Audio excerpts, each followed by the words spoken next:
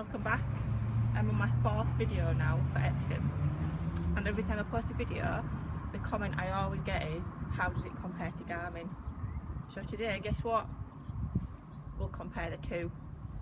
So the two that I've got is the EPSON Runsense SF-810, and then I've got my own Garmin, which is the Forerunner 220.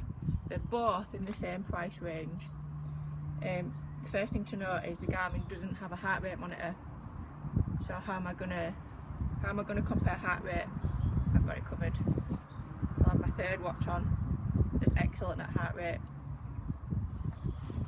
So first things first, GPS. Of course, Garmin's got it straight away,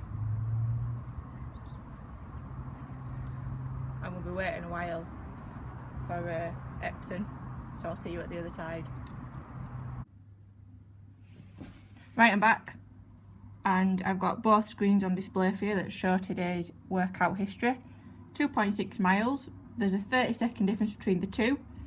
Garmin claims I did 20 minutes 46 seconds, EPSON says 21 minutes 16 seconds. They've both roughly got the same pace. Garmin says 8-minute miles and EPSON says 8 minutes 0.6 seconds per mile.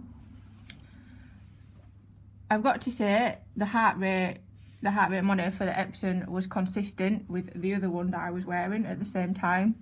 I've heard a lot of people say that the heart rate monitor drops out on the EPSON. It didn't drop out in the slightest. To say I was wearing 3 watches as well. It was pretty crammed on my arm. The disappointing thing about the EPSON, I have to say, is it can't keep up with pace. When I went faster, the Garmin was saying I was doing 7-10 minute mile pace, but the EPSON was so far behind, still at 8-minute miles. It never seemed to change. It just didn't seem to be able to keep up with the difference in pace. I'm not quite sure why that is, because the end result is very, very similar to the Garmin. The last thing I'll cover, by no means this is not extensive, this is just a quick overview of the Garmin and the EPSON. The last thing is uploading to the app.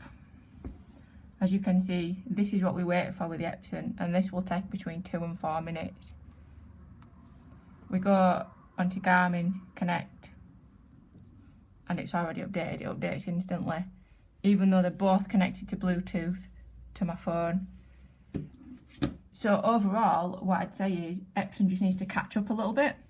For example, when I first set off, I waited nearly 4 minutes for it to connect, and Garmin was instant. It didn't seem to be able to keep up with pace, and the update to the phone is very slow.